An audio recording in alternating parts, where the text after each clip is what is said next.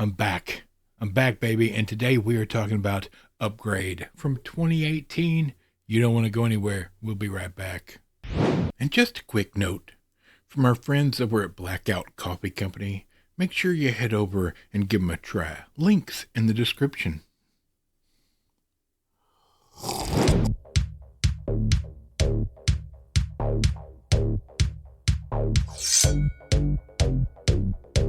Happy Monday. That's right. It's Monday, first day of the work week.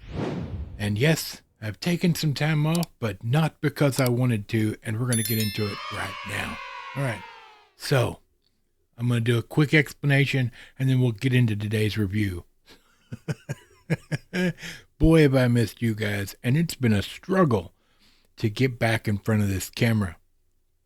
So a week and a half ago, I went in just a couple of hours time. I went from fine to all but dead in the ICU. Seriously, I had no idea I was sick like I was. And my blood pressure went to 0. Like they had me upside down in the ER on the table, and I'm conscious, I'm talking. But the only thing keeping me alive was that I was upside down so the blood would get to my heart and brain, etc. Right? And I ended up spending 4 days in the ICU. Turned out I had gone septic.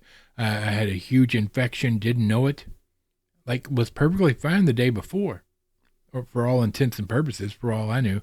I deal with a lot of medical issues, but I didn't know I was sick.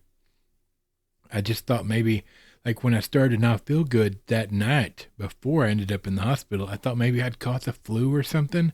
I just had a bit of didn't really feel that great.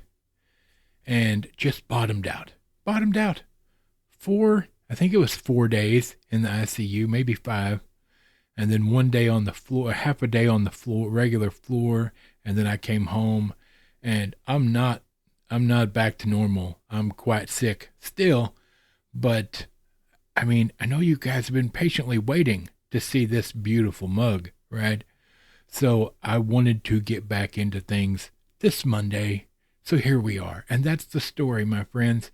I literally came about that close to dying in a matter of hours.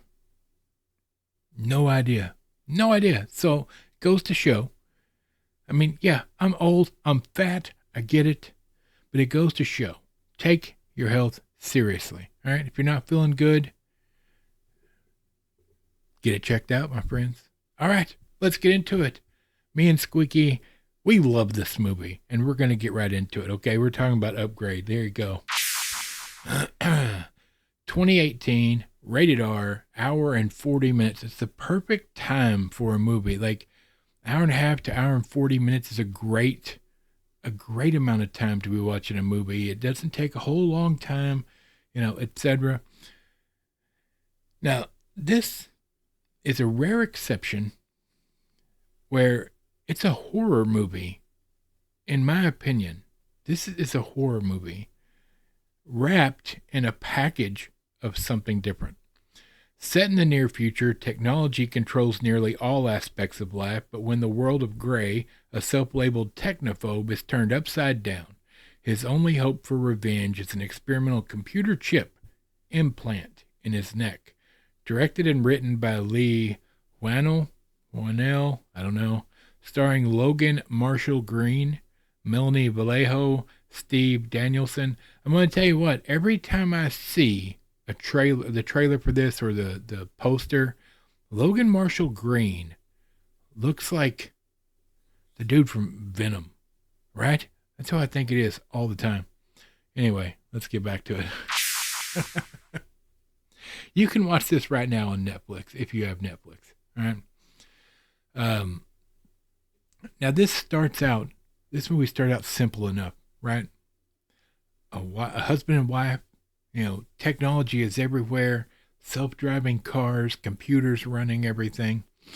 And you're introduced to this couple, madly in love couple, and he is basically a stay-at-home guy works on cars and sells them, but basically stay at home. And his wife wears the pants in the family, or as they say in the movie, she has a job at some fancy corporation that deals with computers and technology, and she makes a boatload of money. So he can work on cars. All right? And that dynamic is shown quite well in the very intro of the movie, without question. And then they get into an accident because their computer car, automatic car, goes crazy. It wrecks. A group of guys show up supposedly to help them where they've crashed. They pull them both out of the car. They kill his wife and shoot him in the back of the head, making him a quadriplegic, but not killing him. All right? Now, prior to this, he has dropped off an old car to basically an Elon Musk, a person representing that type of fella. And his name is Aaron, but it's Eron, I believe is how they spelled it. So, I mean, I did find watching this movie, there are a couple of moments, the dialogue and things that are said. It seems a lot like it's making a few statements here as far as messaging goes. But I don't know. I haven't done any. I don't know if it's intentional, like sort of making fun of it or degrading it. All right. So be forewarned. There's a couple of spots of messaging, but for the most part, no. Anyway, that's important who he dropped the car off to, because after several months of him, getting a wheelchair and getting a motorized wheelchair, of course, and getting back at home and ending up back in the hospital, this Aaron comes to the hospital and says, what if I could implant something in your neck and give you all your mobility back, give you control of your body again? I would bridge that break with this computer chip. And of course, he's like, look, I just want to peace out. All right. Nothing's bringing the love of my life back. I just want to peace out and be left alone. All right. He's pretty much lost all hope. Neither here nor there. Of course, he chooses the microchip.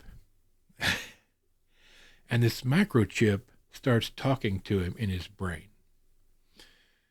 And the microchip can also, the original statement was that you're controlling your body. This is just bridging that gap to give you the ability to control your body again. Not that the chip is controlling you or moving your arms and legs, etc. All right? The chip's not in control. That's the statement.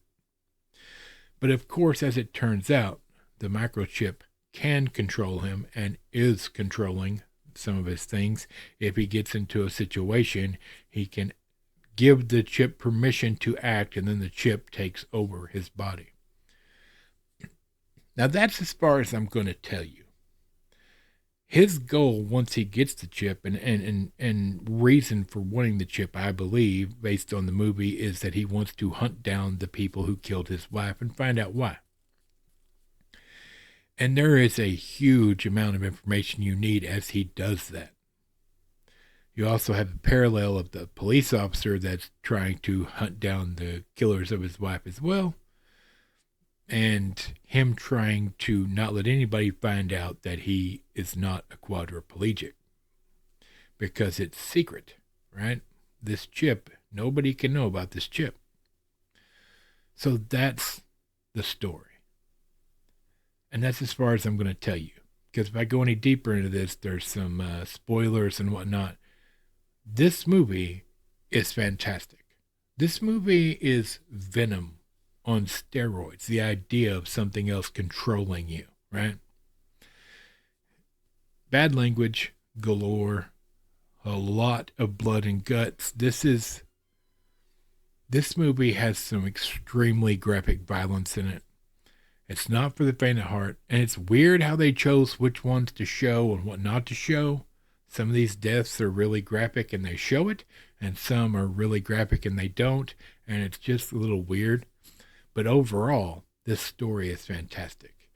And my understanding is now they're about to do a TV show based in this world about Upgrade. So I'm not really interested in that. I really enjoyed the movie as a one-off. It's great. This writer and director, he's done Saw and The Purge and Happy Death Day. He's Blumhouse, so or Bloomhouse, however you want to say it. And that's not my jam. This is a one-off for me. Most of the movies they do and that he's done, I have no interest in. But I'm really glad I watched. This is not the first time I've watched it. I've seen it before when it first came out, and I enjoyed it. But this is a horror movie for all intents and purposes, packaged in dystopian sci-fi, right? Or thriller, artificial intelligence, what if, that kind of thing. And if you don't mind the language and the violence, it's a simple story.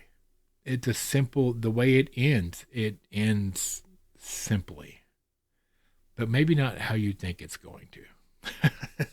Who knows? Maybe you get it. Maybe you already know. Have you seen it? Let me know in the comments down below.